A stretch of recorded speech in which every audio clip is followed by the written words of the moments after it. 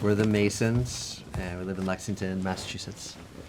When this came up, I think it was emailed to me, and I was like, I'm not doing it without him because we're in this together. And then I said, no, we're not making this video unless all 5 of us are here, because this is a family thing.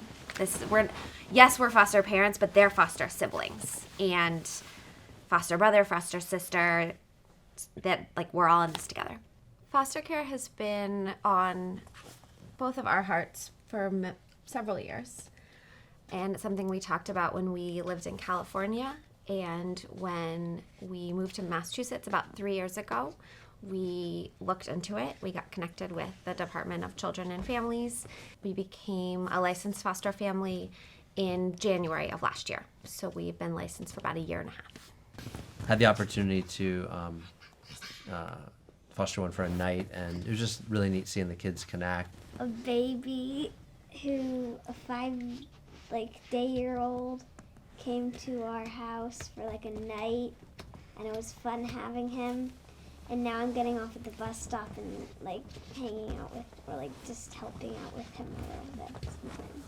Like, they probably feel a little like overwhelmed, and like they don't feel like they like don't really know what's going on. They're not with their real mom and all that, and they're kind of like overwhelmed and a little scared, I bet.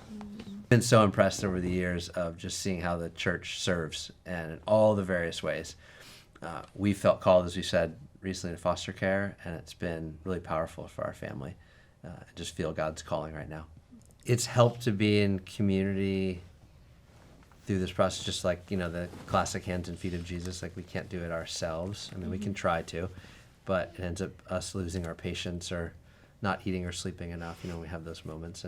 And so just being able to help or ask for help, I guess, is probably one of the biggest things.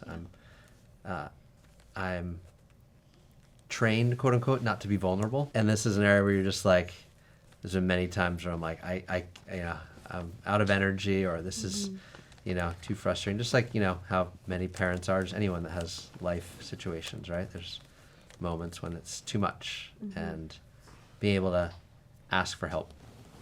Community obviously is there to provide that help. So we tend to both be people who like to have things organized and be planned out and in control of situations or schedule. And foster care is really pushing us in that, because we might get a phone call at 2 o'clock in the afternoon, and that evening at 4 or 5, a little one shows up at our door, and often people will ask, well, how long is he or she going to be with you? And we don't know. It might be one night, it might be 3 weeks, it might be 9 months, it might be 2 years, and it might be forever. And so we don't know.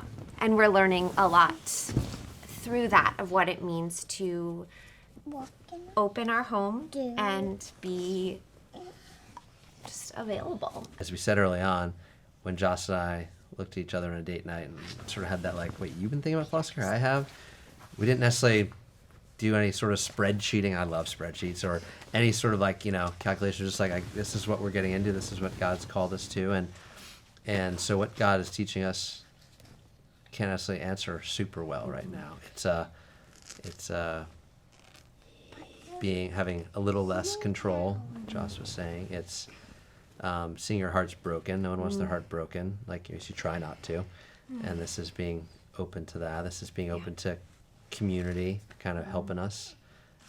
This is God giving us capacity when we don't feel like we have it, and a little more energy or patience.